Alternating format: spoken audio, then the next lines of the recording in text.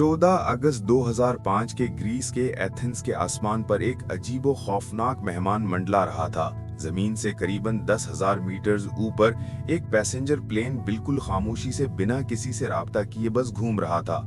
इसमें खौफ खाने वाली बात यह थी कि पिछले 2 घंटों से ये प्लेन किसी भी कंट्रोल टावर के मैसेजेस का कोई जवाब नहीं दे रहा था। एथेंस की आबोहवा में खौफ फैल चुका था। क्या ये कोई टेररिस्ट अटैक की तैयारी थी या फिर कोई hijacking event? Deep side docs की वीडियोस में एक बार फिर से खुशामदीद। नाजरीन, 14 अगस्त 2005 की सुबह साइप्रस के लर्नाका इंटरनेशनल एयरपोर्ट पर 115 पैसेंजर्स और 6 क्रू मेंबर्स हीलियोस फ्लाइट 522 में सवार हुए।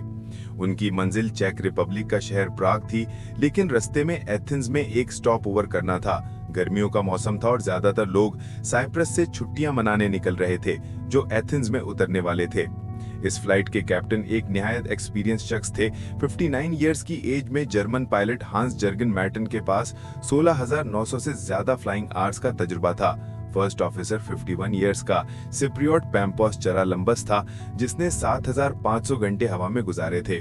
प्लेन एक 7 साल पुराना बोइंग 737-31S था, रजिस्ट्रेशन 5BDBY। सुबह की ठंडी हवा में जहाज ने बिना किसी मसले के लार्नाका से टेक ऑफ कर लिया। टेक ऑफ के बाद सब नॉर्मल था, लेकिन पिछली रात लंदन फ्लाइट में कैबिन प्रेशर कंप्लेंट्स पर ग्राउंड इंजीनियर एलन अरविंड ने प्रेशराइजेशन लीक टेस्ट किया और मोड सेलेक्टर स्विच को मैनुअल पर सेट करके भूल गया वापस AUTO पर करना।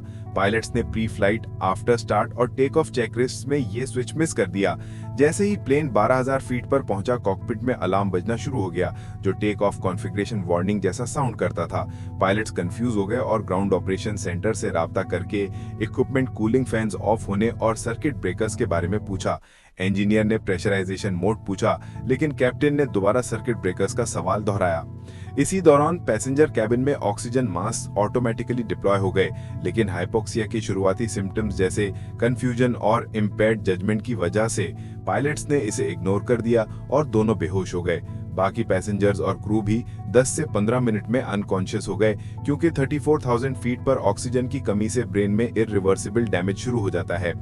प्लेन ऑटो पायलट पर परफेक्ट होल्डिंग पैटर्न में एथेंस के ऊपर घंटों घूमता रहा। निकोसिया ATC से राब्ता टूट गया। एथेंस ATC ने 20 से ज्यादा इमरजेंसी कॉल्स की, लेकिन कोई जवाब नहीं। ग्रीक एयरफोर्स ने 2 F-16 फाइटर जेट्स भेजे, जो सुबह 11:30 बजे के करीब प्लेन को इंटरसेप्ट करते हैं। F-16 पायलट्स ने रिपोर्ट किया कि कैप्टन सीट खाली है।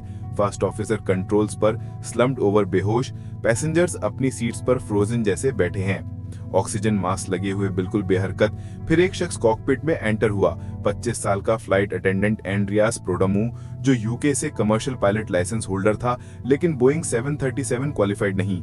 उसने पोर्टेबल ऑक्सीजन बॉटल यूज करके कॉन्शियस रहकर कॉकपिट डोर कोड डालकर एंटर किया और कैप्टन सीट पर बैठकर कंट्रोल संभालने की हीरोइक कोशिश की। F-16 पायलट्स ने उससे हैंड सिग्नल्स दिए और उसने वीकली रिस्पॉन्ड किया। कॉकपिट वॉइस रिकॉर्डर पर उसकी वीक मेडे कॉल्स रिकॉर्ड हुई, जैसे मेडे मेडे, हीलियोस फ्लाइट 522 एथेंस, लेकिन रेडियो गलत फ्रीक्वेंसी पर ट्यून्ड था, इसलिए ट्रांसमिट नहीं हुई। फ्यूल एग्जॉस्टन से लेफ्ट इंजन 11:54 पर फ्लेम आउट हुआ। प्लेन लेफ्ट टर्न में गया और अनस्टेबल हो गया। राइट इंजन भी बंद हो गया। प्रोडोमू ने प्लेन को एथेंस सिटी से दूर स्वर्व किया ताकि ज्यादा नुकसान न हो, लेकिन फुल कंट्रोल नहीं था। आखिर 12:04 PM पर ग्रामेटिको विलेज के करीब हिली एरिया में टकराकर क्रैश हो गया। मैसिव फायरबॉल बना और सब 121 लोग मर गए। रैकेट स्कैटर्ड था और 118 बॉडीज रिकवर हुई। ऑफिशियल इन्वेस्टिगेशन में Hellenic air accident investigation board ने कंफर्म किया कि स्विच मैनुअल पर था। हाइपोक्सिया ने सबको इनकैपेसिटेट किया।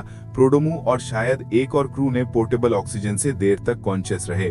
पोस्ट एक्सीडेंट बोइंग ने 737 फ्लीट में additional cabin altitude warning lights mandatory की, चेकलिस्ट इंप्रूव हुए और हीलियोस एयरलाइंस पर मल्टीपल लॉसूट्स हुए और एयरलाइन 2006 में बैंकरप्ट होकर बंद हो गई।